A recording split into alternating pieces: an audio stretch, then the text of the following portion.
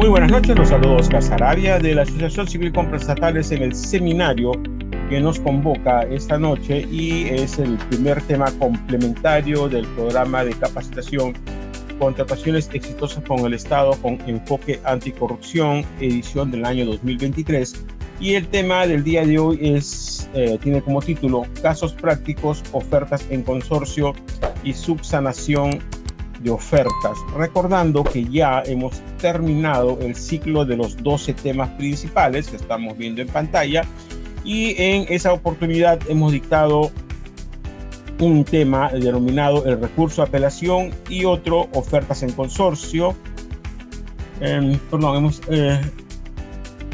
Acá admisión, evaluación y calificación, ¿no? Donde desarrollamos lo que era la subsanación de ofertas y también dictamos ofertas en consorcio. O sea, ya esos temas han sido dictados y el día de hoy vamos a hacer un breve resumen de lo que se habló en aquella oportunidad para luego analizar con ustedes algunas resoluciones emitidas por el Tribunal de Contrataciones del Estado que nos pueden servir para conocer cómo este ente colegiado interpreta la normativa respecto a estos dos temas, ¿no? De la subsanación de ofertas y de las ofertas en consorcio. La próxima semana vamos a dictar el segundo tema complementario, que es casos prácticos, el recurso a apelación, ¿no? También ya hemos dictado, como ustedes pueden haber visto, hemos dictado el tema el recurso a apelación, ¿no? Y la próxima semana vamos a ver algunos casos prácticos desarrollados en el Tribunal de Contrataciones del Estado para que podamos entender mejor cómo se llevan a cabo estos procedimientos administrativos de las impugnaciones o del recurso de apelación. Respecto a las ofertas en consorcio, habíamos dicho que se rige por lo que establece la Ley de Contrataciones del Estado, su reglamento, y específicamente por lo que señala la Directiva 005-2019, emitida por el OCE, referida a la participación de proveedores en consorcio en las contrataciones del Estado. Eso hemos desarrollado ya en un tema anterior, ¿no? Y les decíamos en aquella oportunidad que durante el procedimiento de selección, ¿no? Esta participación en consorcio se realiza con la presentación en la oferta de la promesa formal de consorcio y durante la ejecución del contrato ya se desarrolla esa participación del consorcio a través de un contrato de consorcio. No se requiere la constitución de una nueva empresa, una persona jurídica denominada consorcio, ¿no? Por quienes la integran, sino solamente es una ficción jurídica, ¿no? Que se materializa, nuevamente repito, en el procedimiento de selección mediante una promesa formal del consorcio y en la ejecución del contrato con un contrato de consorcio, ¿no? También les habíamos dicho el contenido, ¿no? En la base del procedimiento de selección tenemos un modelo de esta promesa de consorcio que tiene que estar en nuestras ofertas, ¿no? Está el modelo de esta promesa con el contenido mínimo exigible, los datos de los integrantes del consorcio, la designación de un representante común,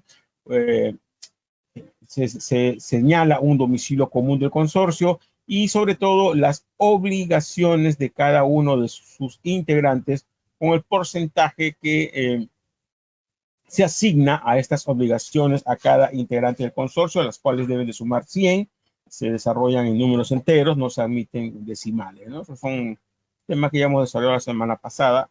Y en la ejecución del contrato se hace a través de un contrato privado de consorcio, que no hay un modelo en las bases del procedimiento de selección, pero la normativa, esta directiva, nos señala que este contrato de consorcio debe tener la información mínima de la promesa de consorcio, ¿no? Identificación de los integrantes, quién es el representante común, la dirección, las obligaciones, ¿no? Eso, la información mínima que hemos visto anteriormente, pero además debe de señalarse quién va a ser el operador tributario, ¿no? Aquel que va a emitir la factura a la entidad pública, si es que va a tener contabilidad independiente o alguno de los, o solamente alguno de sus integrantes es el que va a emitir la factura y a cobrar esa factura. Ambos documentos, la promesa de consorcio y el contrato de consorcio, requieren que la firma de los representantes de los integrantes sea legalizada ante notario público. Respecto a esta participación en el consorcio, ¿no? Habíamos señalado en el seminario anterior que tenemos que ver temas como la inscripción en el Registro Nacional de Proveedores. Todos los integrantes del consorcio tienen que estar inscritos en el Registro Nacional de Proveedores. Ninguno de los integrantes del consorcio debe estar impedido para contratar con el Estado. Respecto a la admisión, evaluación y calificación de las ofertas, también está establecida en esta directiva algunas reglas que hay que cumplir, ¿no?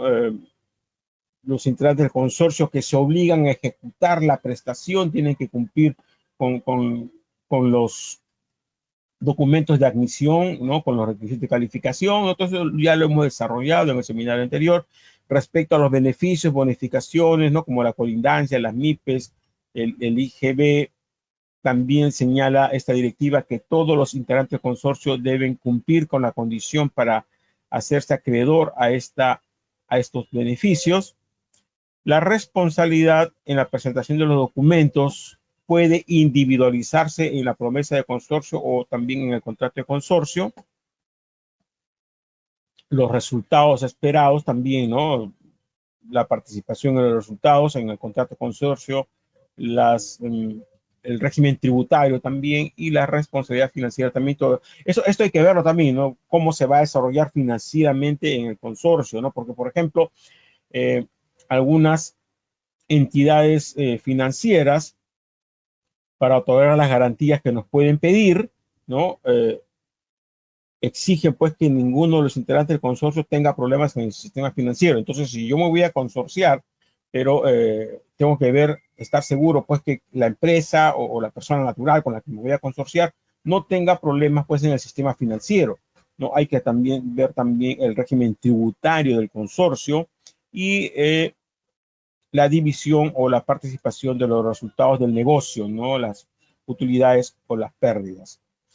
El contenido mínimo de la promesa de consorcio, identificación de los integrantes, la designación del representante común, el domicilio común, las obligaciones que va a asumir cada integrante y el porcentaje de participación de estas obligaciones. El contrato de consorcio, lo habíamos dicho que es la misma información y aparte debe identificarse quién es el integrante del consorcio. Puede, o sea que no es obligatorio, consignarse información sobre la administración interna, sistema de participación en los resultados del consorcio, etcétera. O sea que esto no es obligatorio. Si esta información no estuviera en el contrato de consorcio, eso no determina que la entidad rechace ese contrato de consorcio, ¿no? Pero es recomendable que esté, ¿no? Para que luego no haya problemas internos en la relación del consorcio. El contrato de consorcio habíamos señalado que debe tener firma legalizada. Repito, estamos haciendo solamente un resumen, ¿no? De la teoría del tema ya tratado anteriormente. Ahora, respecto a la calificación de las ofertas, si se requieren documentos para la habilitación del postor, ¿no? Los integrantes del consorcio que se están obligando a ejecutar la prestación tienen que acreditar los requisitos de habilitación. Por ejemplo, si es un servicio de vigilancia, ¿no? Si se consorcian 3 empresas y 2 de ellas van a ejecutar el servicio de vigilancia, tienen que contar con los requisitos que se solicitan a las empresas de vigilancia, ¿no? La resolución de SUCAMER y intervención laboral. Si hay un tercer integrante que, por ejemplo, se está obligando a financiar la participación de este consorcio, esa empresa no requiere acreditar los requisitos de calificación, solamente acreditan los requisitos de calificación de habilitación los integrantes del consorcio que se obligan a ejecutar la prestación. Ahora, pero esto va amarrado a la experiencia del postor, porque la directiva, esta que hemos señalado, también señala que solamente se valida la experiencia del postor de los integrantes que se están obligando a ejecutar la prestación. Eso se hace para impedir el préstamo de la experiencia. O sea, si yo quiero aportar mi experiencia y que esta experiencia sea validada en un consorcio, tengo necesariamente que obligarme en la promesa de consorcio a ejecutar, ¿no?, las actividades principales del contrato, ¿no? No se valida, por ejemplo, en el caso de bienes, las obligaciones referidas a logística, transportes, a la provisión de insumos, ¿no? Solamente se valida en el caso de bienes la fabricación y la comercialización, ¿no? O sea, eso hay que tener cuidado. O sea, estas dos cosas van amarradas, ¿no? Si yo quiero aportar experiencia, tengo que tener cuidado que si me están pidiendo requisitos de habilitación, tengo que cumplirlos, ¿no? Porque si me estoy obligando a ejecutar la prestación, tengo que cumplir con los requisitos de habilitación. Cuidado con eso. La habilitación es una actividad regulada, decíamos, como intervención laboral, vigilancia privada, etcétera, etcétera, ¿no? La experiencia del postor de un consorcio no se obtiene verificando que los documentos aportados por cada uno de sus integrantes no cumpla con lo solicitado, ¿no? Que cumpla con ser, pues, bienes o servicios similares, ¿no? Que esté el contrato con su conformidad, ¿no? Todo eso. Y luego se suma la experiencia de los validadas por el comité de selección, pero antes de ello tiene que hacer una verificación si es que en las bases se ha establecido un porcentaje mínimo de participación del integrante del consorcio que aporta mayor experiencia, ¿no? Eso habíamos señalado también en un seminario anterior, ¿no? Que en las bases del procedimiento de selección puede haber, o sea, que no es obligatorio, algunas condiciones a los consorcios, un número máximo de consorciados, un porcentaje mínimo de participación de cada integrante de su consorcio y un porcentaje mínimo del integrante del consorcio que acredite la mayor experiencia, ¿no? O sea, primero se hace una verificación que los documentos presentados cumplan con los solicitados de las bases, luego se verifica si es que hay esta condición que el consorciado que está aportando la mayor experiencia, ¿no? Cumpla con el porcentaje solicitado y luego finalmente, si se cumplen estas condiciones, se suman las experiencias aportadas por cada integrante, las experiencias válidas, ¿no? Porque puede ser que acá de repente un contrato no haya sido validado, entonces esa experiencia no se valida. Entonces, la experiencia del consorcio es la suma de las experiencias válidas de sus integrantes.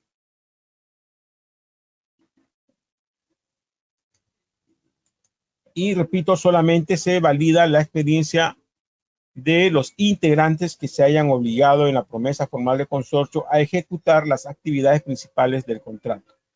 Por ejemplo, no se toma en cuenta la documentación presentada por los integrantes del consorcio que asumen actividades de carácter administrativo, como por ejemplo facturación, financiamiento, aporte de cartas fianzas, soportes de caución, etcétera, o aquellos relacionados con asuntos de organización interna, tales como representación u otros aspectos que no se relacionan con la ejecución de la prestación. Tratándose de bienes, solo se consideran las obligaciones vinculadas directamente al objeto de la contratación, como la fabricación y o comercialización. No se considera válida la experiencia de otras actividades como aporte de materias primas, combustible, infraestructura, transportes, envasado. Por eso hay que tener cuidado, les decíamos nosotros la vez pasada, ¿no? Qué obligaciones se está asumiendo cada integrante del consorcio, ¿no? A efectos, pues, de que la experiencia que se aporta sea validada y, de ser el caso, que también que se cumpla con los requisitos de habilitación requeridos en las bases del procedimiento de selección. Respecto a la evaluación de las ofertas en las bases de los procedimientos de selección, ¿no? Respecto a los factores que están ahí en las bases, hay notas importantes donde dicen, ¿no? Que el integrante del consorcio que se está obligando a ejecutar la prestación, ¿no? Debe de cumplir con los factores de evaluación que se están pidiendo, ¿no? Por ejemplo, dice, en caso que el postor se presente en consorcio, cada uno de sus integrantes debe quitar algunas de las prácticas, ¿no?, para sostenibilidad ambiental, que son varias prácticas. Acá en este caso dice algunas. Si son 5 integrantes, de repente, ¿no?, uno puede tener alguna de ellas, ¿no? Otro la segunda, la tercera, así, ¿no? O sea, pero no es obligatorio que todos tengan todas las prácticas en el caso de sostenibilidad ambiental y protección social y desarrollo humano. En el caso de integridad de la contratación pública y sistema de gestión de calidad, en ese caso sí, todos los integrantes deben acreditar que cuentan con la certificación para poner el puntaje. No, eso está en las bases, por eso siempre les decimos, lean las bases y lean las notas importantes. Esto está desarrollado en las notas importantes de las bases. Respecto a las bonificaciones y beneficios, en ese caso sí tenemos, por ejemplo, el 10% de provincia colindante, la exoneración del IGB, la retención del 10% del monto de garantía para las MIPES, la bonificación del 5% de las MIPES y máximo del 25% de la experiencia del postor en el caso de adjudicaciones simplificadas, ¿no? O sea, son algunos beneficios o bonificaciones establecidos en la normativa, ¿no? Que para que sean aplicadas estas bonificaciones y beneficios, todos los integrantes del consorcio deben cumplirlas. O sea, si yo quiero que me otorguen el 10% por provincia colindante y estoy participando en consorcio, todos los integrantes del consorcio deben tener la condición, ¿no?, de cumplir con pertenecer a la región, a la provincia, perdón, donde se va a ejecutar la prestación o a una provincia colindante. Lo mismo si yo quiero la bonificación del 5% de microempresa en una adjudicación simplificada. Todos los integrantes del consorcio deben ser micro o pequeña empresa para que se les asigne esa bonificación, ¿no? Igual con la retención del 10%. Para poder solicitar la retención del 10% a un consorcio, todos los integrantes del consorcio deben de ser micro o pequeñas empresas, ¿no? Eso lo hemos hablado ya anteriormente. Por ejemplo, un caso, ¿no?, de venta e instalación a nivel nacional de equipos de comunicación satelital. Se está convocando este proceso donde se van a consorciar 4 empresas, la empresa A, B, C y D. La primera empresa es el fabricante extranjero, la segunda empresa se va a dedicar se dedica, su actividad económica es el servicio de almacén y transporte, la tercera empresa, comercio e instalación, y la cuarta empresa es un financista. O sea, los 4 integrantes, esas son sus actividades económicas. Entonces, en las obligaciones que asumen cada uno de ellos, el primero se está obligando a fabricar los bienes objeto de la convocatoria. El segundo de ellos va a dedicarse al servicio de almacén y transporte. El tercero va a comercializar los bienes e instalación de los bienes objeto de la convocatoria. Y el cuarto va a financiar las operaciones del contrato. Entonces, la fabricación de los bienes no es una actividad regulada. El servicio de almacén y transporte sí puede ser una actividad regulada si es que el MTC no está exigiendo que este transporte de mercaderías, ¿no?, se requiere autorización. O sea, puede ser una actividad regulada. Y la comercialización de estos equipos de comunicación satelital también requieren autorización del Ministerio de Transportes, ¿no?, para la comercialización y también la importación de estos bienes, ¿no?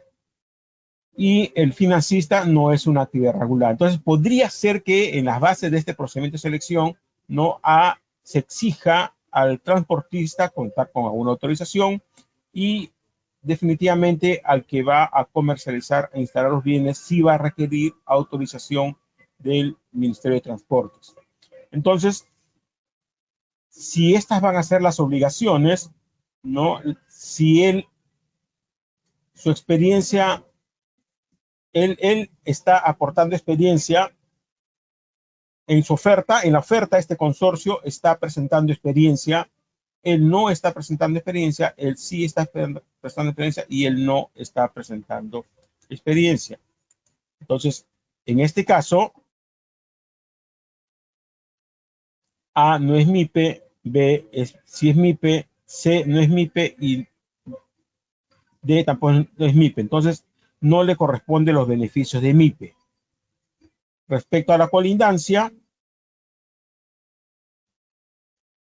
no es MIPE, no tiene colindancia, no tiene colindancia, sí tiene colindancia y no tiene colindancia. No le corresponde al consorcio tampoco colindancia porque hemos dicho que todos deben cumplir con las condiciones de los beneficios.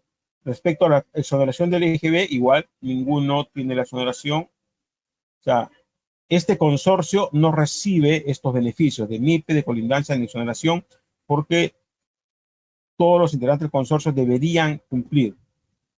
Y este consorcio se está estableciendo las siguientes obligaciones: 10% en las obligaciones y 10% en la participación. Cuando hablamos de participación acá en este ejemplo, estamos hablando de participación en los resultados del negocio, ¿no? O sea, 10% en las utilidades o pérdidas. 10% igual acá y acá 5% en los resultados, 70% en las obligaciones respecto a la ejecución, ¿no? Y 80% a la, entonces 10, 100, ¿no? O sea, esta es la forma como este consorcio se está presentando a este proceso.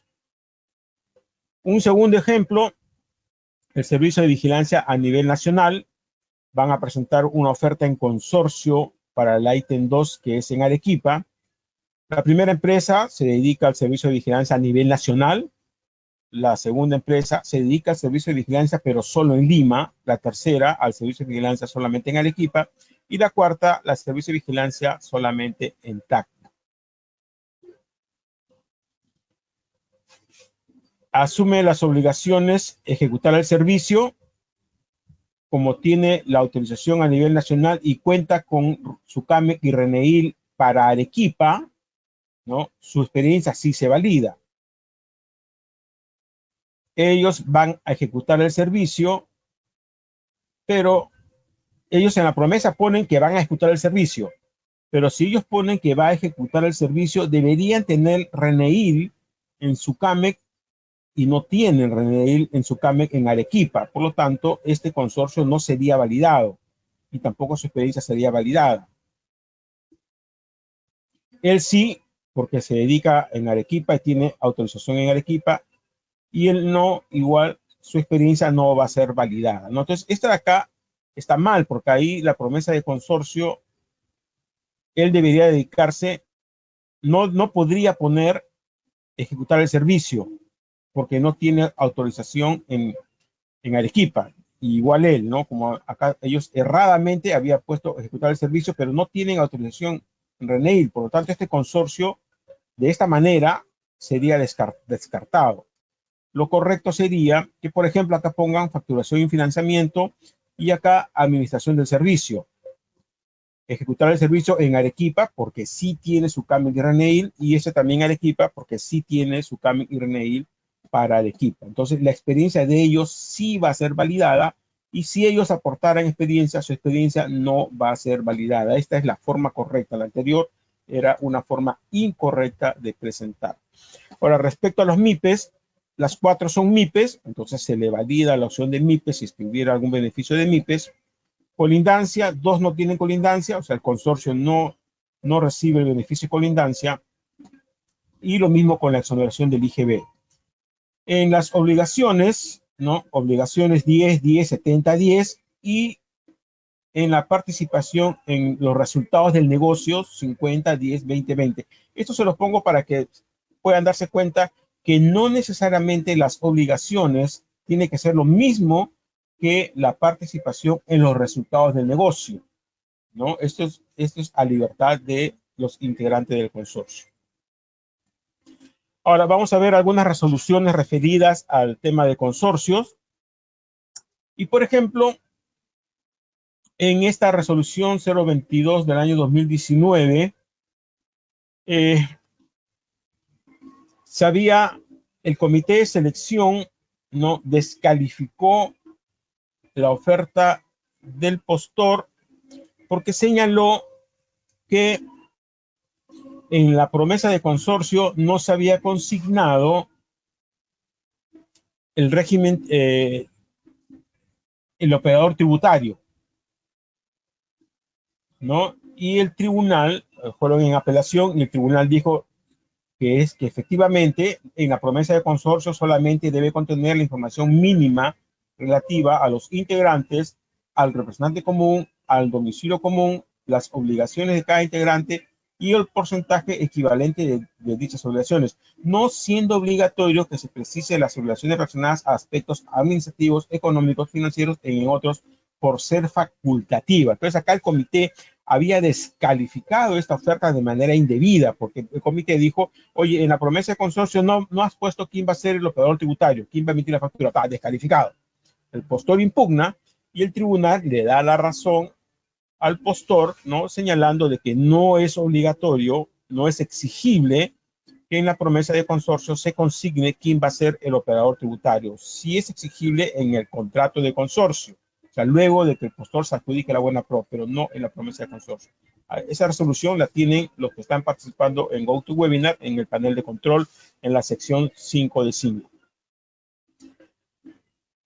Respecto a esta otra resolución, la 364-2019, los dos integrantes del consorcio, ¿no? En la promesa de consorcio, se habían obligado a realizar la entrega de los productos a la entidad, ¿no? O sea, integrante A va a entregar los bienes a la entidad, integrante B va a entregar los bienes a la entidad.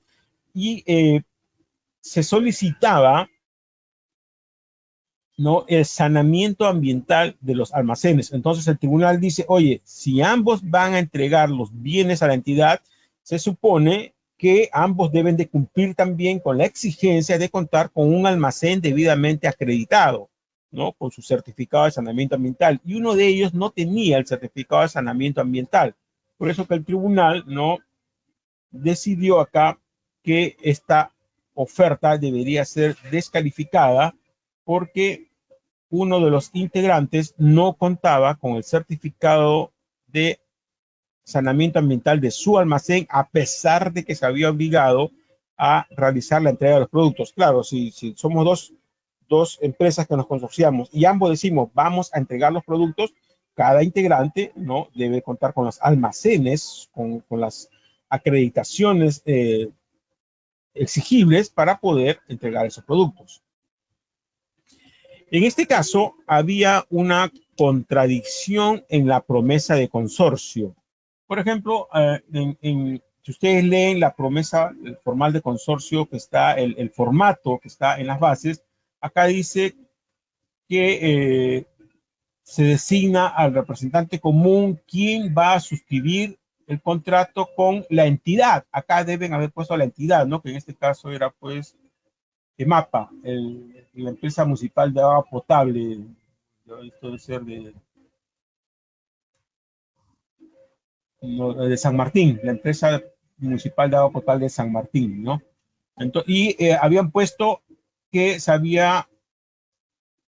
se obliga a suscribir el contrato con ellos mismos, con el consorcio Jaya, ¿no? Entonces, acá hay una contradicción, una segunda contradicción que se encontró en esta promesa de consorcio, es que la convocatoria era para la ejecución de servicio, de un servicio, y en las obligaciones que habían asumido sus integrantes decían ejecución de la obra, ejecución de la obra. Entonces el tribunal señaló que esta promesa de consorcio no tenía contradicciones que la invalidaban, ¿no? En primer lugar, repito, señalaba que se iba a firmar contrato con ellos mismos, no con la entidad. Acá debería decir el nombre de la entidad, el MAPA San Martín, y acá debería decir ejecución del servicio, no ejecución de la obra. Por ese motivo se descalificó esta oferta.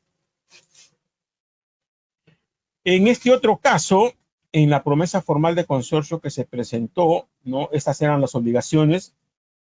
Se estaban obligando a la facturación y a la experiencia del postor, y el segundo integrante a la experiencia del postor. Como ven, ninguno de ellos estaba obligando a ejecutar la prestación. Entonces, la experiencia aportada por los integrantes acá no es válida, porque hemos señalado que para que la experiencia sea válida, ¿no?, el integrante del consorcio que está aportando experiencia tiene que obligarse a ejecutar la prestación, ¿no? En este caso, la facturación y la experiencia del postor no se encuentran vinculadas al objeto de la contratación, por lo que la experiencia de este consorcio no fue validada y por lo tanto fue descalificada la oferta. En este otro caso, el comité de selección señaló que como estas eran las obligaciones que estaban asumiendo los integrantes, logística y administración 95% y José Enrique Parias 5%, el comité de selección no validó la experiencia de este consorcio porque José Enrique no estaba presentando contratos ni facturación, ¿no? Y el tribunal corrigió señalando que la directiva señala que la experiencia del consorcio es la suma de la experiencia de sus integrantes, que no existe obligación de que se presente experiencia en función a los porcentajes. O sea, el comité decía, oye, como él está obligándose al 5% de la prestación, tiene también que presentar experiencia por el 5%, y eso no señala la directiva. La directiva señala que la experiencia del consorcio es la suma de la experiencia de los integrantes del consorcio. Por lo tanto, si logística y administración está presentando experiencia de 1 millón de soles, la experiencia del consorcio, José Enrique aporta 0, no, la experiencia del consorcio es 1 millón de soles, y si 1 millón de soles es suficiente para acreditar lo que se solicita, debió tenerse por calificada esta oferta, ¿no? O sea, ese es un error de algunos comités de selección que piensan que todos los integrantes del consorcio tienen que aportar experiencia. En este otro caso, la directiva señala que los porcentajes de obligaciones tienen que ser expresados en números enteros sin decimales. Y acá se presentó un contrato de consorcio para acreditar la experiencia del postor, ¿no? que había ido en consorcio, pero los porcentajes tenían decimales, 96.83 y 3.17. Entonces, esto va en contra de lo que señala la directiva, que no deben ir con decimales. Por lo tanto, el contrato que se presentó acá, en este caso, no fue validado. Y aparte, no solamente eso, sino que acá se estaban obligando, ¿no?, a aportar al negocio la suma. O sea, no había una obligación de la ejecución de la prestación, sino decía, miren, el consorciado se obliga a aportar al negocio, igual, aportar al negocio. O sea, no hay un aporte, o sea, no se están obligando a ejecutar la prestación, no ya sea bienes, servicios o ejecución de obras, sino dice aportar un negocio, es un aporte financiero. Por lo tanto, tampoco, pues, este contrato que se presentó para acreditar la experiencia no correspondía que no sea validado. En este otro caso, igual, se presenta un contrato que ha sido ejecutado en consorcio, ¿no? Y la directiva señala que cuando se presenta un contrato que se ha ejecutado en consorcio, tiene que adjuntarse la promesa formal de consorcio o el contrato de consorcio. Y en este caso presentaron el contrato de consorcio, pero el contrato de consorcio que presentaron no tenía legalización, y la directiva señala que el contrato de consorcio tiene que ser legalizado. Por lo tanto, tampoco se validó ese contrato porque el contrato de consorcio no cumplía con lo que señala la directiva. Ahora, rápidamente vamos a ver los casos de subsanación de ofertas, ¿no? Habiendo señalado, pues, que la norma señala que, de acuerdo al artículo 60, el comité de selección o el órgano encargado de las contrataciones tiene que dar al menos un día hábil para subsanar, ¿no?, omisiones o errores en la oferta, ¿no?, según lo que se establece, pues, en este artículo, siempre y cuando no alteren el contenido de la oferta, ¿no? Dice, durante el desarrollo de la admisión, evaluación y calificación, el órgano a cargo del procedimiento de selección solicita a cualquier postor que subsane alguna omisión o corrija algún error material o formal, recuerden, error material o formal, de los documentos presentados siempre que no alteren el contenido esencial. Son dos condiciones, que sea un error material o formal y que no alteren el contenido esencial de la oferta. Entre otros, dice, son subsanables la omisión de determinada información en los formatos, la nomenclatura del procedimiento de selección, la legalización notarial, la traducción, las fechas en los documentos emitidos por entidades públicas, divergencias de la información, errores o omisiones en documentos emitidos por entidad pública o la no presentación de documentos emitidos por entidades públicas. Respecto a esto, en el año 2012, el OCE publicó un comunicado que se lo estamos dejando a los que nos están siguiendo por GoToWebinar, también ahí en la sección de documentos 5 de 5, donde establece, ¿no? Por ejemplo, qué tipo de documentos no cumplen con los puntos estos que hemos visto, G y H, ¿no? Errores, omisiones en documentos emitidos por entidad pública o la no presentación de documentos emitidos por entidades públicas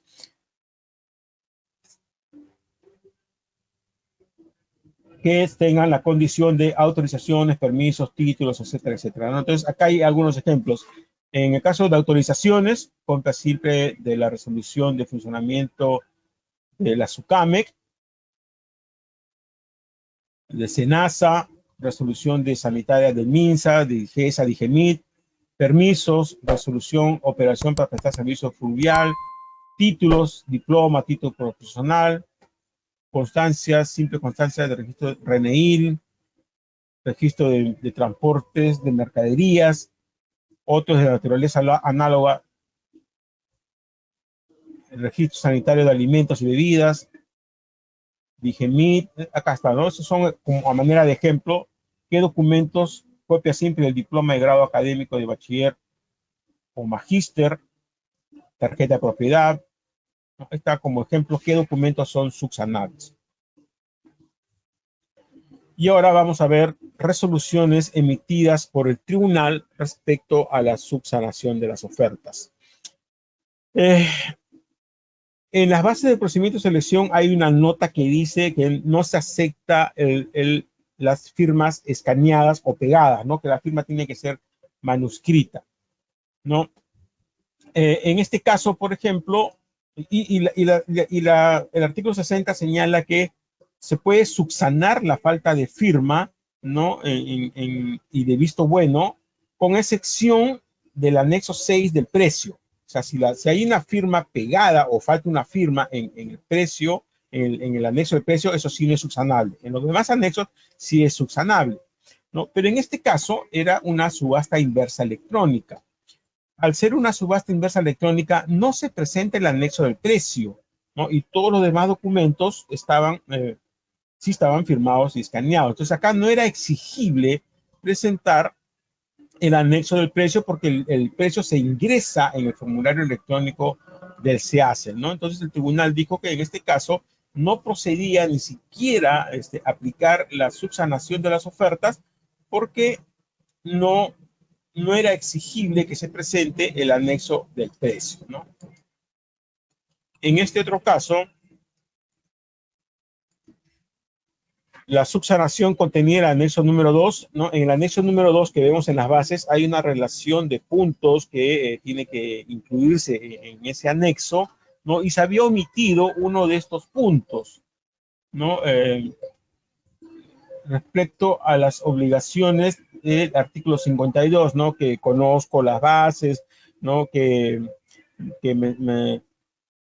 los documentos han sido verificados, ¿no? Hay una relación de puntos que están en el anexo número 2. Y en este caso se había omitido uno de esos puntos. Y el comité de selección no admitió la oferta porque no estaba uno de los puntos que están en el anexo número 2, ¿no? El impugnante el postor apeló al tribunal y el tribunal dijo que ese era un error subsanable, ¿no? Presentaron el anexo 2 faltando uno de los puntos, pero el tribunal señaló que eso era subsanable y lo que había faltado en este caso era, se había omitido hacer referencia al texto único ordenado de la ley 2744, o sea, eso es lo único que faltaba, ¿no? Entonces el tribunal dijo, oye, esto es una omisión subsanable, está el anexo, pero le falta una información que no altera, pues, el contenido de la oferta, y es un error formal o material. En este otro caso, le piden al postor que subsane la oferta, el postor subsana la oferta, ¿no? Presenta el documento subsanado pero en ese documento que subsanó había otro error, ¿no? Y el comité descalificó la oferta, ¿no? Y el impugnante, el postor impugnó, ¿no? Señalando pues de que, si bien es cierto, había un error, él había subsanado, que deberían darle nuevamente plazo para subsanar. Y el tribunal señala que la normativa no ha previsto que se pueda subsanar la omisión o el error en algún documento presentado vía subsanación. O sea, si yo presento un documento y tiene un error, me dan plazo para subsanar, ¿no? Yo subsano. Y en ese documento que estoy presentando hay un nuevo error, ya no hay una siguiente subsanación, una sola subsanación. ¿Okay? Tengan en cuenta eso. No, miren lo que señala el tribunal. Admitir el planteamiento del impugnante implicaría establecer como criterio que si la documentación presentada vía subsanación comprende alguna deficiencia, la misma aún puede ser objeto de declaración mediante documentos posteriores. En tanto, la subsanación de ofertas en un procedimiento de selección se encuentra regulada en el artículo 39, en esa época, ahora es el 60, no se aprecia que esta norma permita proceder en dicho sentido. O sea, no se puede subsanar un documento que ya ha sido presentado, ¿no?, en una subsanación. En este otro caso, el postor presentó el anexo número 8 de la experiencia del postor, pero no presentó los contratos o las facturas que sustentaban lo que estaba declarando en ese anexo de experiencia. Dice, el reglamento respecto a la asociación, en el caso concreto se aprecia que el ejecutario omitió presentar en su oferta toda la documentación que sustenta su experiencia declarada en el anexo número 8. O sea, presentó la declaración del anexo número 8, pero no presentó los documentos, lo cual no es objeto de su subsanación, pues su presentación posterior altera el contenido esencial de esa oferta, toda vez que implica otorgar un plazo adicional a fin de completar una oferta y acreditar recién información no consignada en ella. Cabe recordar que el adjudicatario no presentó documentación alguna que acredite su experiencia declarada en la misma número 8, según exigían las bases. Las bases señalan que la experiencia se acredita con contratos y conformidad o con comprobantes de pagos y su respectiva cancelación. Y luego dice, adicionalmente se presenta el anexo número 8, que es obligatorio. En este caso se presentó solamente el anexo número 8 y no se presentó los contratos. Por lo tanto, se tuvo por descalificada la oferta. Hay otra resolución donde es al contrario. El postor presenta los contratos y presenta la conformidad, pero no presenta el anexo número 8. También se descalifica su oferta, porque las normas, las bases señalan, se presentan contratos y conformidad o comprobantes de pago y su cancelación, y adicionalmente se presenta el anexo número 8. O sea, tiene que estar todo, el anexo número 8 y los documentos que sustentan la experiencia. En este caso, en la oferta económica, ¿no?, habían errores en los conceptos presentados por el postor, ¿no? Por ejemplo, el postor dice, ofertó foso de almacenamiento de agua para 6 metros cúbicos y conductor de cable eléctrico TBW, y las bases requerían pozo de almacenamiento de agua para 6 metros cúbicos. O sea, fíjese la diferencia. Y luego decía conductor de cable eléctrico TBW 6 milímetros cuadrados, y él había puesto 5. O sea, este es el más grave, ¿no? Esto de acá podría pasar, se puede entender que es un error de redacción, ¿no? Porque se cambió foso y agua por agua. Pero esto sí es grave, ¿no? Porque se pedía conductor de cable eléctrico de 6 milímetros cuadrados y él ofertó conductor de cable eléctrico de 5 milímetros cuadrados. Pues esto no es subsanable, ¿no? Lo descalificaron esta oferta y el postor impugnó señalando pues de que debería permitírsele subsanar, pero el reglamento señala que la oferta económica no es subsanable, ¿no? Y más aún estos errores donde el postor está ofreciendo algo diferente a lo solicitado en las bases. O sea, que hay que tener cuidado cuando uno redacta las ofertas, ¿no? En este otro caso, la normativa señala que la falta de foliatura es subsanable, ¿no es cierto? O sea, si yo no pongo la numeración en mis ofertas, las hojas de mi oferta, eso es subsanable. En este caso, el postor no había foliado su oferta, ¿ok?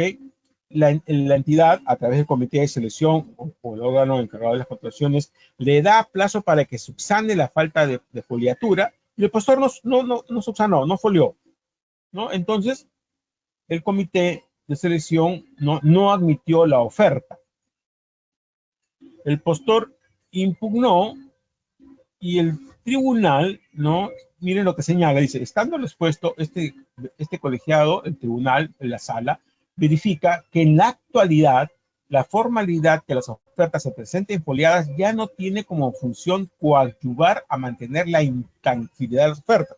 Claro, esta foliatura era indispensable y necesaria y obligatoria cuando se presentaban ofertas físicas, ¿no? Para que no se altere el contenido de las ofertas, el orden de las ofertas, o que falte una hoja, ¿no? Por lo que su aplicación se reduce únicamente a mantener listado el número de folios que la conforman. Esto es, sin incidir en el contenido de los documentos exigidos para la oferta. Teniendo presente ello, este colegiado considera que la falta de foliatura de una oferta, aun cuando sigue siendo considerada una formalidad subsanable, no ha de resultar determinante en aquella, pues dicha situación no genera ningún impacto en el análisis que pueda realizar el comité de selección. Por lo que menos aún resulta razonable que se descarte una oferta ante la ausencia de dicha formalidad. ¿Ok? Entonces el tribunal dice, oye, en la actualidad las ofertas se presentan de manera electrónica. Entonces la foliatura ya no tiene sentido, no es trascendente, no incide en el resultado, no afecta el contenido de la oferta, porque uno cuando abre estas ofertas a través del software, Acrobat, Word, no sé, ¿no? El mismo software te está dando la numeración y no hay forma como se altera el contenido de la oferta. La foliatura era un requisito exigible cuando se presentaban en ofertas físicas. Por lo tanto, el tribunal, ¿no? En función al principio de eficacia y eficiencia, señaló que la oferta debería ser admitida a pesar de que no había sido subsanada. En este caso, el comité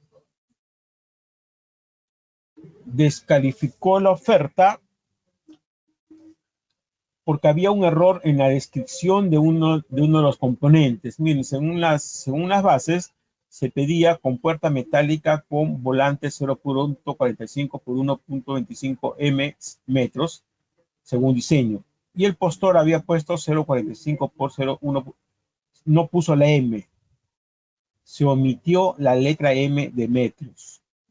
Y en este caso, el tribunal señaló que el postor ha identificado el número de partida, o sea, el número de partida es el correcto, así como la unidad de medida y la cantidad.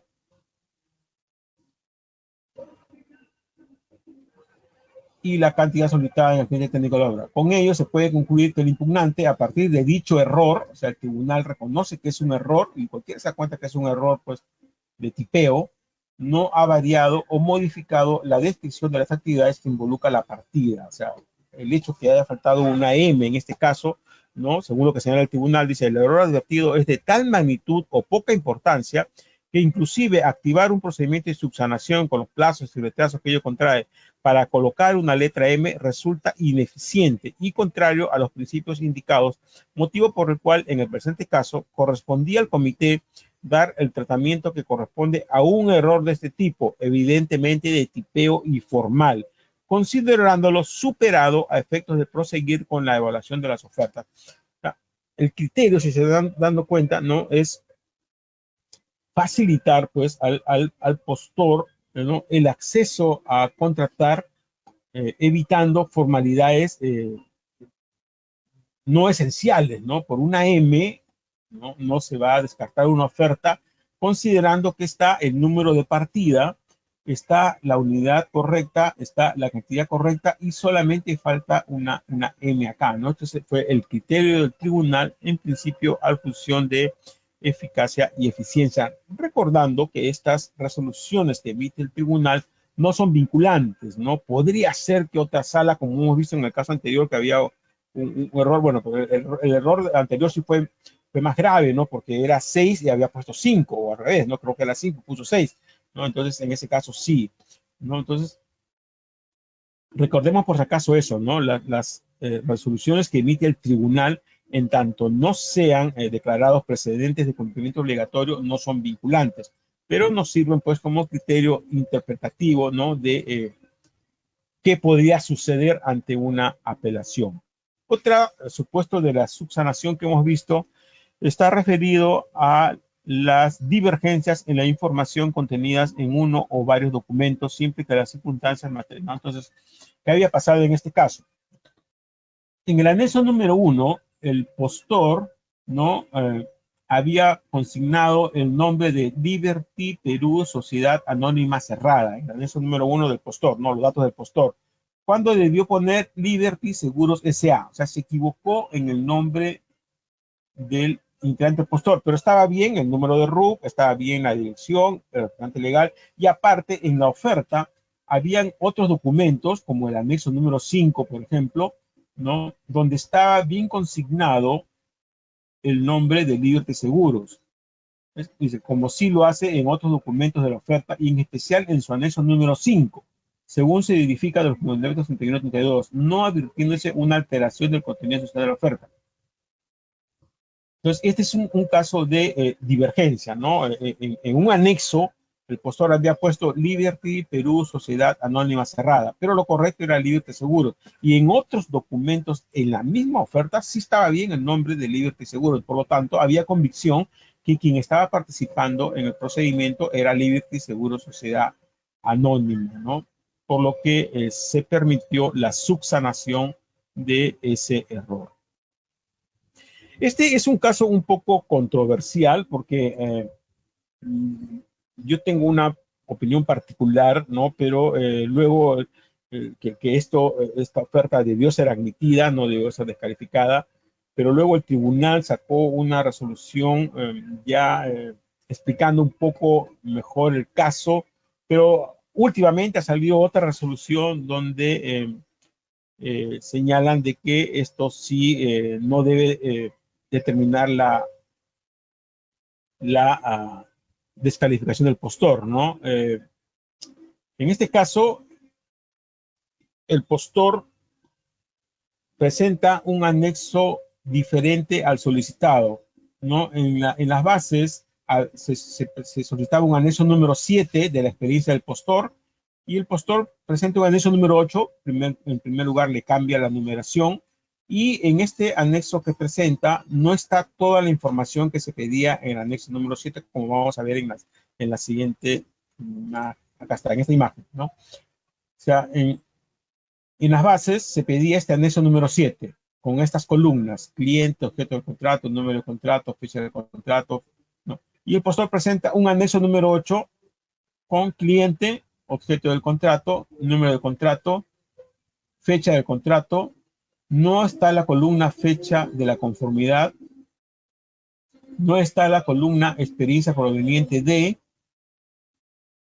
moneda, importe, y no está la columna de tipo de cambio. Entonces, el tribunal señaló que la oferta tendría que ser descalificada, pero si el criterio es poder evaluar la oferta o calificar la oferta y con esta información que está acá y los documentos que están en la oferta, ¿no? Se tiene la información suficiente para poder validar la oferta, ¿no?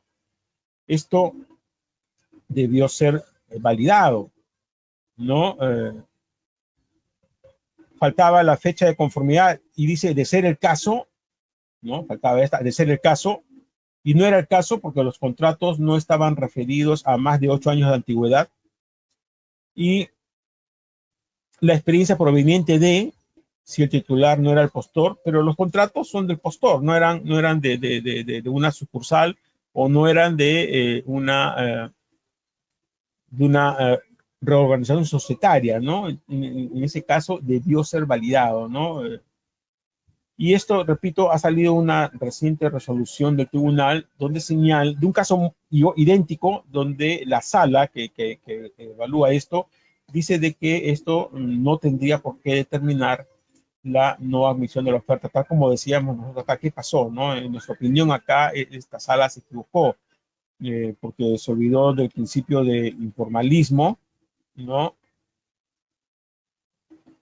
Y de que la ley del procedimiento administrativo general señala que los documentos, los modelos descritos, ¿no? Que están en la administración pública son a título informativo, ¿no? Que no debe sujetarse obligatoria a la forma que tienen, ¿no? Con tal que el documento cumpla con sustentar o con el objetivo de ese documento. Si ese documento tiene como finalidad acreditar la experiencia del postor y con la información que está en este anexo ya tenga otro nombre, ya tenga otro orden o le falta alguna columna, ¿no? Si la información que está acá es la suficiente y le permite a la entidad validar la oferta, entonces no debe aplicarse el principio de informalismo, ¿no? Entonces, en mi opinión, en este caso, la segunda sala del tribunal se equivocó, ¿no? Y eso, repito, hay una resolución reciente del tribunal que sí opina de manera diferente, ¿no? Y acá, este es, a ver, este es otro caso, el anexo de la eficacia. Por tanto, algunas de las bases no encuentran mérito para estimar el anexo número. Este es un caso donde presentan un anexo diferente, ¿no? Por tanto, dice, pese a que no se ha utilizado el formato establecido en las bases integradas, este no encuentra mérito para estimar el anexo número 2 de la oferta cliente, toda vez que dicho documento contiene toda la información que la base integrada requiere que se indique en el anexo número 2. Es decir, se cumple con la finalidad del acto procedimental. ¿Ves? ¿Se dan cuenta? En consecuencia, este consejo considera que en la oferta del cursante se ha presentado el anexo número 2 referido a las bases por el principio de eficacia, ¿no?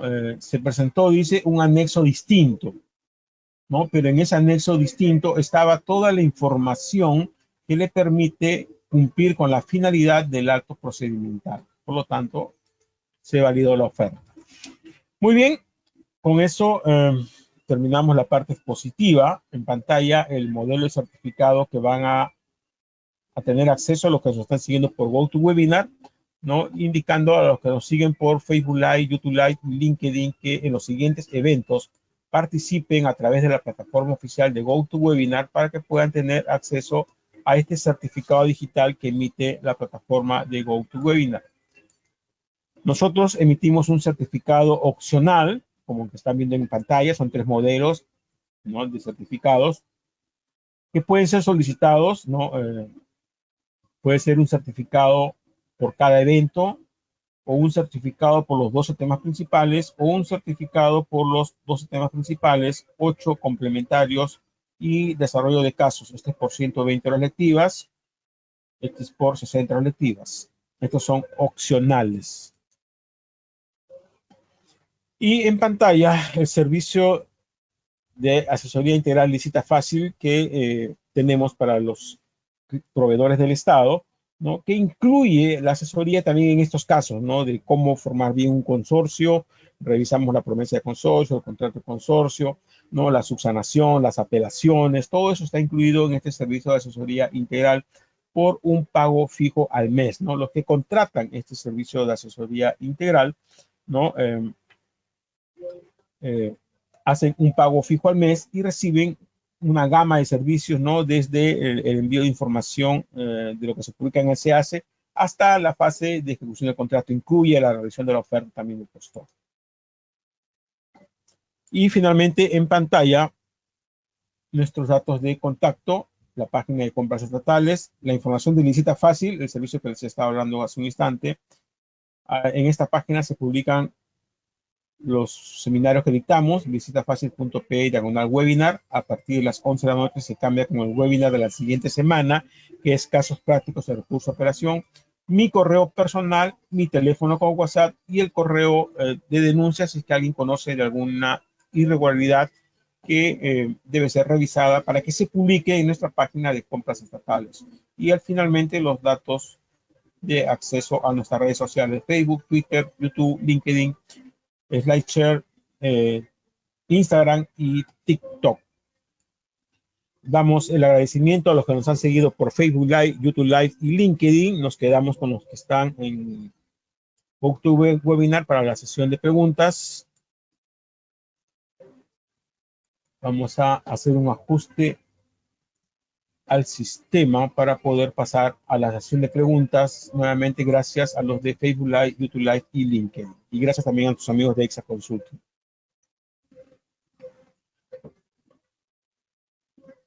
A ver, vamos a ver. ¿Los porcentajes de los consorciados tienen algún mínimo o es libre? En tanto las bases no señalen que hay un porcentaje mínimo de cada integrante del consorcio, son libres, ¿no? Hemos señalado que las bases pueden tener en el capítulo 3 una parte donde diga condiciones de los consorcios, ¿no? Y ahí puede establecerse un porcentaje mínimo de los integrantes del consorcio, un número máximo de integrantes del consorcio y un porcentaje mínimo del integrante del consorcio que acredita la mayor experiencia. Pero si no existen ninguna de esas condiciones en las bases, es libre, ¿no? Los porcentajes se pueden establecer de manera libre. ¿Podría aclarar las responsabilidades individualizadas de los integrantes del consorcio? Para poder individualizar las responsabilidades, ¿no? En el ámbito de un procedimiento sancionador, ¿no? Ya sea en la promesa formal del consorcio o el contrato de consorcio, ¿no? O el contrato con la entidad, tiene que haber información que le permita a la sala la individualización. Por ejemplo, para poder individualizar los documentos que se presentan en la oferta, ¿no? Yo puedo poner el consorciado A, ¿no? Se hace responsable de los documentos que está aportando para acreditar la experiencia del postor, ¿no? Que están a su nombre. Pues él se hace responsable de ese documento.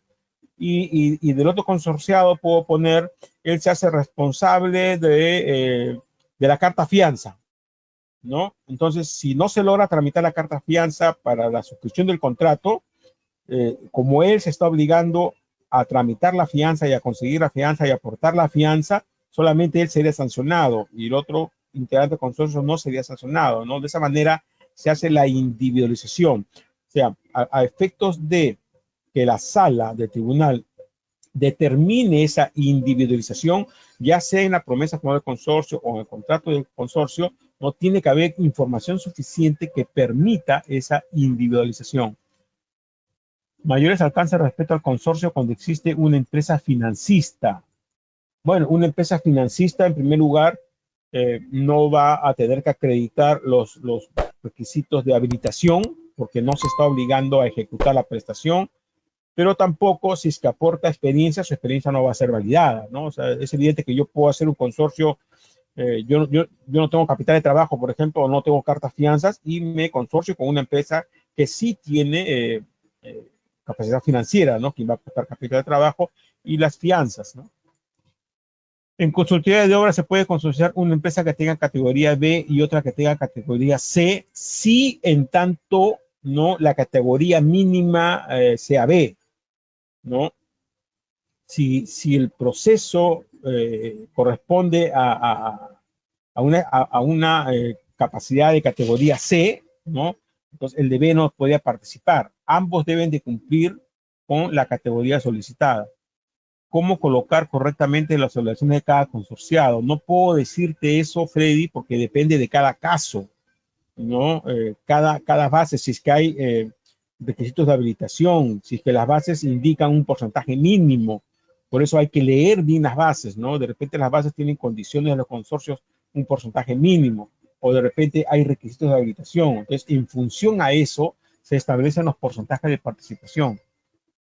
Cuando se usaba basta firma digital, basta una hoja esté firmada, pero en algunos casos exigen que aparezca la firma en cada uno de los formatos. No entiendo la pregunta, Víctor Hugo. ¿Qué gran diferencia marca la oferta económica anexo número 6 respecto a que el autor no firme frente a los demás anexos que sí puede ser? Bueno, en el precio, pues, es es importante porque consiste pues en la parte más importante para la evaluación de las ofertas, ¿no? El precio es obligatorio en la evaluación de las ofertas, por eso que es más importante, ¿no? Si no está la firma en el precio, no es subsanable, eso está bien claro en el reglamento. En caso de un consorcio, ambos obligan a ejecutar el servicio. Es obligatorio que ambos aporten experiencia. No, repito, o sea, la experiencia del consorcio es la suma de las experiencias válidas de sus integrantes, ¿no? Si yo me consorcio con otra empresa y ambos tenemos 50 y 50 de participación, ¿no? Si la otra empresa está aportando 1.000.000 de soles de experiencia y yo aporto 0 de experiencia, la experiencia del consorcio es 1.000.000 de soles. La suma, 1.000.000 más 0 es 1.000.000. La firma digital es para todo el documento. Víctor Hugo Hualpa. Bueno, las bases exigen que los documentos tengan firma y visto bueno, ¿no? Entonces, si las bases dicen que tengan firma y estás presentando firma digital, los documentos que requieren firma tienen que tener la firma digital, todos los documentos. Si un consorcio presenta una carta fianza falsa para la ejecución del contrato, se sanciona solo el consorcio que según el contrato de consorcio estaba claro.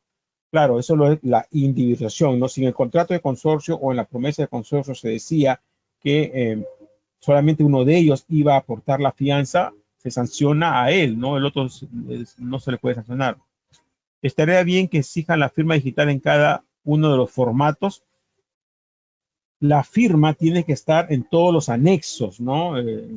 Es obligatoria, ¿no? En el anexo 1, 2, 3, 4, ahí tiene que estar la firma en todos los anexos. En los demás documentos se exige solamente visto bueno. Es necesario que tengan ISOs el consorciado que únicamente tramita la carta fianza. Es que los ISOs hemos dicho que están en función a lo que dicen las bases, ¿no?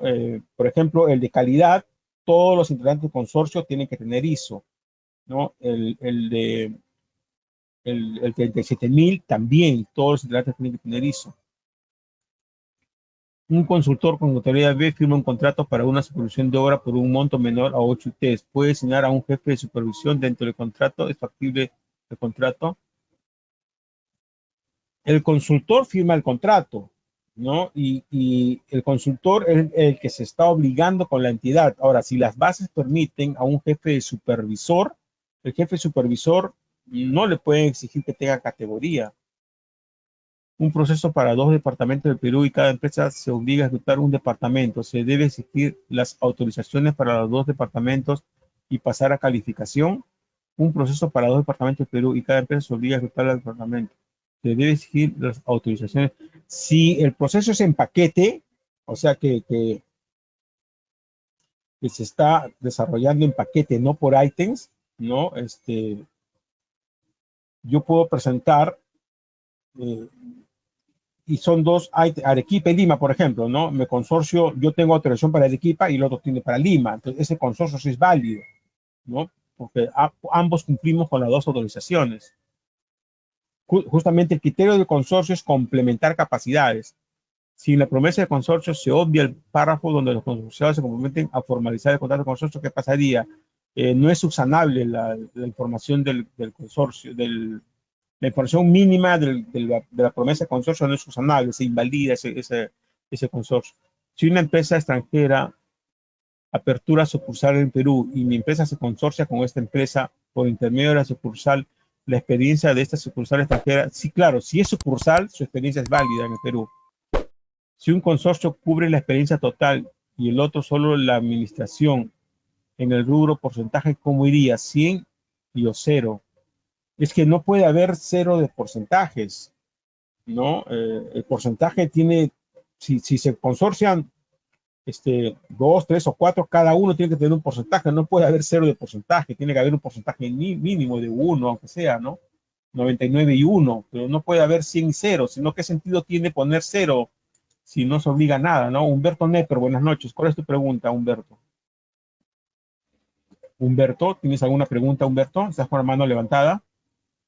Humberto Neper. Me equivoqué, doctor., me equivoqué, doctor. Ah, ya, ok, perfecto, Humberto. A ver. Si en las declaraciones juradas consignó el número de RUC errado y es subsanable,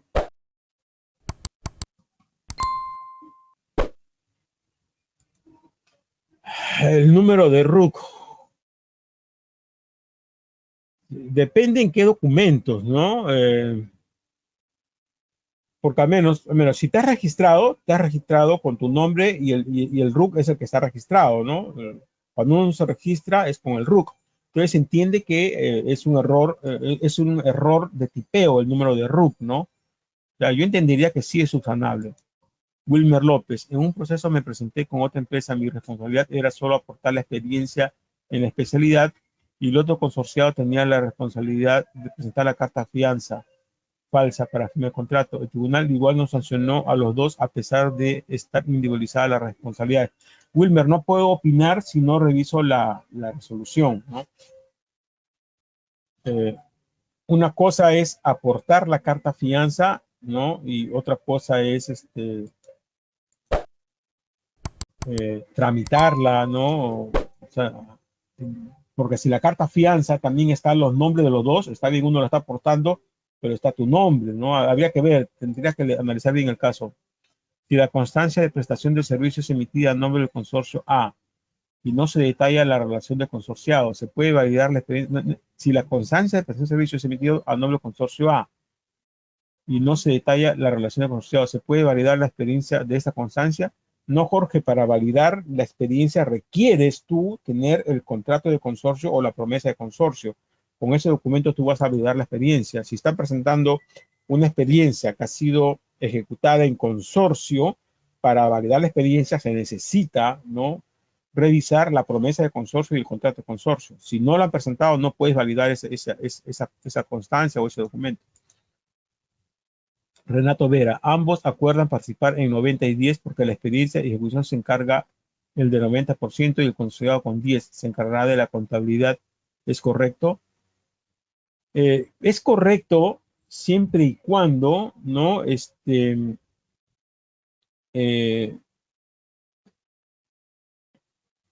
90. Él va a ejecutar el 90 y la experiencia, y 10, no, a ver, en ambos acuerdos en 90 y 10, porque la experiencia de ejecución, no, ya, 90 experiencia de ejecución, y con concursado 10 la contabilidad, sí, sería correcto. En tanto las bases no establezcan un porcentaje mínimo, ¿no? Si las bases no señalan un porcentaje mínimo, sí sería correcto, ¿no? Si las bases no establecen porcentajes mínimos, los integrantes del consorcio tienen libertad de establecer los porcentajes de participación de sus integrantes, pero cuidando las obligaciones que asumen, ¿no? A ver, no veo manos levantadas. No hay más preguntas en el chat tampoco. A ver, no tenemos más preguntas. Es válido si te descalifican cuando se coloca el comité de selección y órgano encargado. No entiendo la pregunta. Es válido si te descalifican cuando se coloca comité de selección y o órgano encargado en una AS. No entiendo la pregunta, Chadi. No entiendo por qué te han descalificado.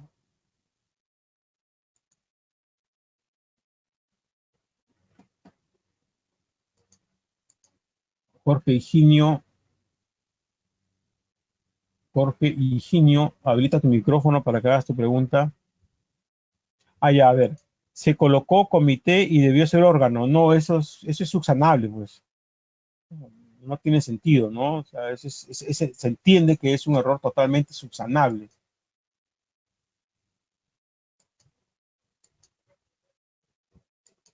Sara, Jorge, te escucho. ¿Cuál es tu pregunta, Jorge?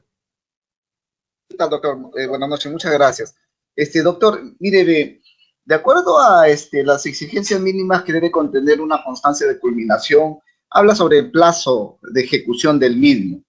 Entonces, yo he visto algunas resoluciones recientemente en las que el comité dice, bueno, no se puso el plazo mínimo, no se puso el plazo contractual, pero de la lectura integral en conjunto con el contrato, se supone que el plazo ha sido el que se ha establecido en el contrato. Entonces, Esa situación puede ser válida, bueno, a pesar de que el tribunal ya en varias resoluciones ha utilizado la frase de una lectura integral de los documentos presentados. Pero sin embargo, por ejemplo, en un servicio de lavandería no cabería esa situación. ¿Por qué? Porque cuando usted contrata un servicio de lavandería a precios unitarios y por kilajes, hay tres supuestos que se pueden presentar.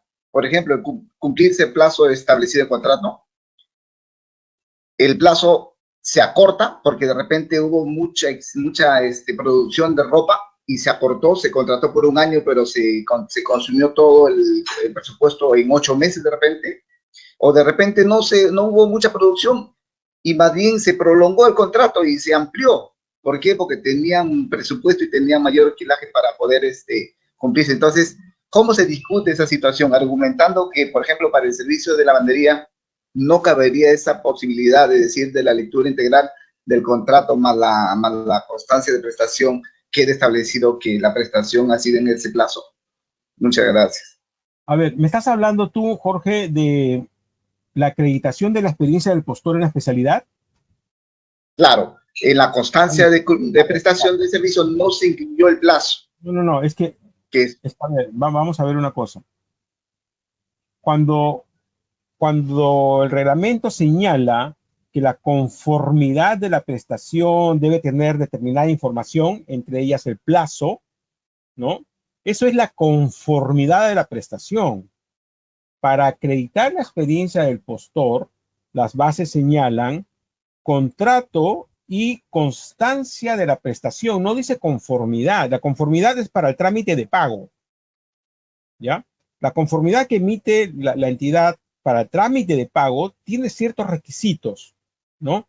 Pero la constancia de prestación no requiere que esté el plazo, porque lo que se califica no es el plazo, sino se califica el monto.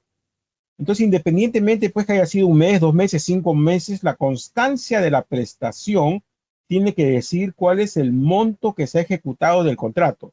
Si yo tengo un contrato por 10 millones de soles a precios unitarios y mi constancia dice que se ha ejecutado 9 millones de soles, se validan 9 millones de soles, así esos 9 millones de soles se han ejecutado en un mes, en 2 meses, en 5 meses o en 5 años. Son dos cosas diferentes, Jorge. ¿Me entiendes? sí, doctor, está claro. Muchas gracias. Ok. A ver, para un proceso de compra de bienes voy a participar en consorcio. ¿Es necesario presentar el anexo de la promesa formal de consorcio? Claro, toda participación de consorcio requiere que se presente en la oferta la promesa formal de consorcio. Y si ganas la buena pro, tienes que presentar el contrato de consorcio. Ambos con firmas legalizadas. El único proceso, en un único proceso, ITEM que abarca 2 departamentos de Piura y Lambayeque, pero en la promesa de consorcio se coloca que la empresa A ejecutará Piura y la empresa B ejecutará Lambayeque. Bajo esos términos, ambas empresas deben tener permisos para... No, si yo digo, yo voy a trabajar en Piura y el otro dice, yo voy a trabajar en Lima, el que trabaja en Piura necesita tener autorización para Piura y el que trabaja en Lima, la autorización para Lima. No se le puede exigir a los dos que tengan ambas autorizaciones. Si una empresa nueva en construcción se registra con un capital de 50,000 en bienes para una experiencia de 500,000 en obras y gana una obra de 300,000, es necesario. No entiendo la pregunta. A ver, si una empresa nueva en construcción se registra con un capital de 50,000, el capital no tiene que ver nada en bienes, para una experiencia de 500,000 en obras y gana una obra en 300,000, no entiendo para nada la pregunta, está bien enredada. ¿Cuánto tiempo dura en consorcio? Todo el tiempo que dure la prestación. Si la promesa de consorcio no se encuentra con firma realizada, no, la falta de legalización, el anexo, el artículo 60 del reglamento señala que es legalizable, ¿no? ¿Quién factura en un consorcio? Puede tener el consorcio contabilidad independiente, o sea, se puede tramitar un RUT provisional para el consorcio o se puede acordar entre sus integrantes que alguno de ellos sea el que facture. Sara Hidalgo, buenas noches. ¿Cuál es tu pregunta, Sara? Buenas noches. ¿Me escucha? Sí, te escucho. Tengo una consulta. Mire, hace el 2021 con la empresa presentamos una propuesta para una entidad que son geles unos medicamentos. Eso fue en diciembre del 2021. Se hizo el seguimiento durante el tiempo que supuestamente se iba a brindar la Buena Pro y enviaban indicaciones que, bueno, decían que se estaba aplazando el tiempo de la Buena Pro por X motivos. Así, llegamos hasta febrero, en el procedimiento no hubo ningún pronunciamiento de la entidad ni nada. En octubre del 2022 nos llega un correo de Buena Pro indicando que habíamos sido beneficiados con la Buena Pro por un paquete, ¿no? Pero para eso tenemos la particularidad que los insumos ya habían subido de precio y bueno, todo ya estaba como en contra de nosotros. Mi consulta es, ¿hay algo en la que el proveedor se pueda acoger para este tipo de casos? Porque pasaron más de 10 meses y no hubo pronunciamiento de la entidad. Bueno, principalmente eso quería saber. ¿O de qué forma se pudo haber actuado en este Ya caso, con no? octubre quiere decir de que ya ustedes no han firmado contrato. O recién Es, han dado la Buena Pro. no. Como le digo, la Buena Pro salió en octubre. Por eso, pues, claro. O sea, ya debieron firmar contrato o no han firmado contrato, una de dos.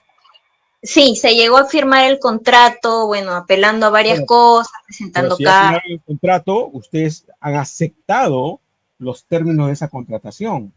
No. O sea, no se había firmado contrato hasta ese momento. No se había firmado el contrato. No, pues, Entonces, total. Fíjate, a ver, regresemos. En octubre les notifican, les llega un correo de la Buena Pro, ¿ok? Ustedes tenían 8 días para presentar los documentos y 2 días para firmar el contrato. ¿Presentaron los documentos y firmaron el contrato o no? se tuvo que presentar por el que la entidad no quería, o sea, quería que sí o sí asumamos la responsabilidad de haber sido Ok, adjudicados, ¿no? presentaron los documentos, firmaron el contrato. Se llegó al final, se llegó a firmar el contrato. Ya, entonces, ¿cuál es el problema ahora si ustedes han firmado el contrato y han aceptado eso? A lo que voy es eso. ¿Hay algo que se cubra al proveedor? Si no hubiéramos firmado el contrato, ¿nos caía alguna Sí. sanción a No, si no nosotros? hubieran firmado el contrato, evidentemente los hubieran mandado al tribunal para un procedimiento sancionador. Pero el tribunal ya ha fallado en casos similares, ¿no? En que ha habido transcurrido tanto tiempo, el postor no estaba en obligación de suscribir un contrato, porque evidentemente las condiciones no son las mismas. Exacto. Ujú. Se ha Ah, ok. resolucionado en ese sentido. O sea, ustedes pudieron negarse a suscribir ese contrato. Ahora, Ah, pero ya lo firmaron, lamentablemente van a tener que cumplirlo. claro. A eso es lo principalmente que me voy. O sea, si hay algo que cubra o si se puede ir a acceder al tribunal para que, o sea, en ese caso, emita Sencillamente, su. ustedes lo que debieron hacer es comunicar a la entidad que ya no iban a firmar el contrato porque las condiciones ya no eran las mismas del momento que ustedes presentaron su oferta, ¿no? Okay. No hay un La tiempo. entidad posiblemente no estaba de acuerdo, ¿no? Y les iba a declarar la pérdida de la Buena Pro y va a notificar al tribunal para un procedimiento sancionador. Pero ustedes en el procedimiento sancionador se pudieron haber defendido, perdón, no señalando pues de que ya los insumos habían subido, ¿no? Y Claro. 99% de probabilidades que el tribunal no los iba a sancionar, porque ya han pasado casos similares, ¿no? Ok, eso es lo principalmente que. Ujú. Gracias. Ok. César Velázquez, estás con la mano levantada, habilita tu micrófono. Muy buenas noches, les saluda César Velázquez. Doctor, una consulta. Entiendo que ahora el porcentaje de participación de empresas en un consorcio son con números enteros, ya no con decimales, ¿correcto? La consulta es, ¿hay un mínimo de participación en porcentajes que en un consorcio, ya que una empresa tendría casi el 100% de manejo, la otra empresa solamente participaría en consorcio por el tema de experiencia de postor?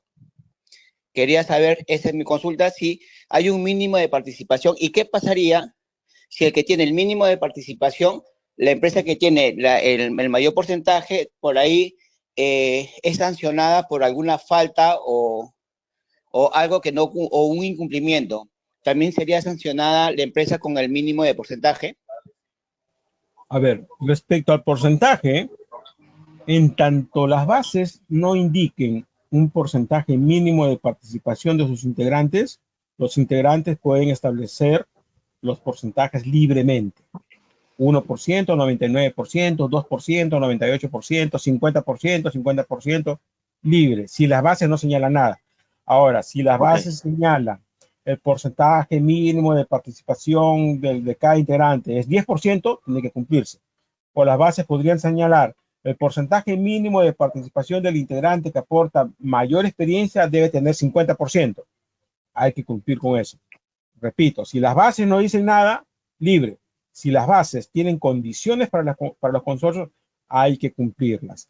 Respecto a las sanciones a los consorcios le van a dar en función, o sea, en primer lugar, la responsabilidad de los consorcios es solidaria, pero existe la posibilidad de individualizar una sanción dependiendo del tipo de infracción y dependiendo si es que en los documentos existe información que permita esa individualización en la promesa formal de consorcio, en el contrato de consorcio o el contrato con la entidad. Si esos documentos tienen información que permitan individualizar, se sanciona solamente a quien deba sancionarse, ¿no? Pero si yo firmo un contrato de consorcio y no pongo elementos que permitan individualizar, se va a sancionar a todos. Ok. Por eso es que se recomienda siempre, si van a participar en consorcio, soliciten asesoramiento. O sea, no es fácil formar un consorcio. Wilson Sainz, buenas noches, tu consulta. Doctor, buenas noches. ¿Hasta qué porcentaje de participación puede asumir un consorciado que no aporta con experiencia en el consorcio? Repito, parece que no me están entendiendo. Los integrantes del consorcio pueden establecer los porcentajes de participación y de obligaciones, son dos, participación y obligaciones libremente. ¿Ok? Los de participación libremente. Participación es en los resultados del negocio, utilidades o pérdidas, ¿no? Son dos consorciados, 50% cada uno en utilidades sin pérdida. Y respecto a las obligaciones del contrato, ¿no? Si las bases no establecen porcentajes mínimos, es libre.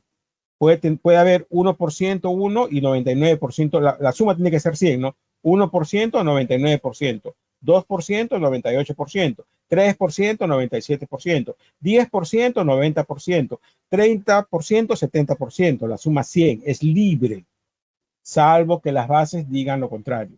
¿Ok? Correcto, doctor. Gracias. Ok, Wilson.